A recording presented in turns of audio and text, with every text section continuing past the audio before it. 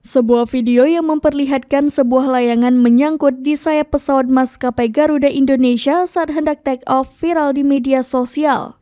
Akibat layangan yang tersangkut itu, pesawat terpaksa kembali ke apron bandara dan menunda penerbangan sesaat untuk melepaskan layangan tersebut.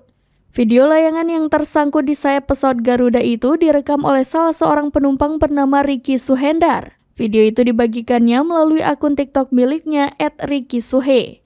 Dalam video yang dibagikannya, Ricky Suhendar menjelaskan bahwa kejadian tersebut terjadi pada hari Kamis 15 Juni 2023 di penerbangan GA114 dari Jakarta menuju Palembang.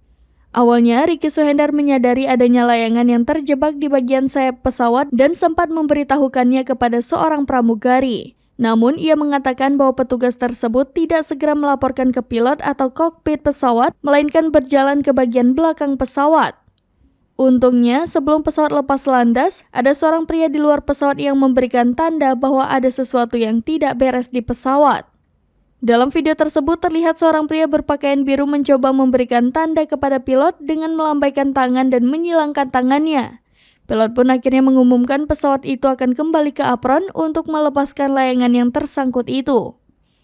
Di kolom komentar, Ricky juga mengatakan setelah pesawat berhasil mendarat, ia disambut pilot dan pramugari di depan pintu. Para kru pun mengucapkan terima kasih atas informasi yang diberikan, sehingga pesawat selamat sampai tujuan.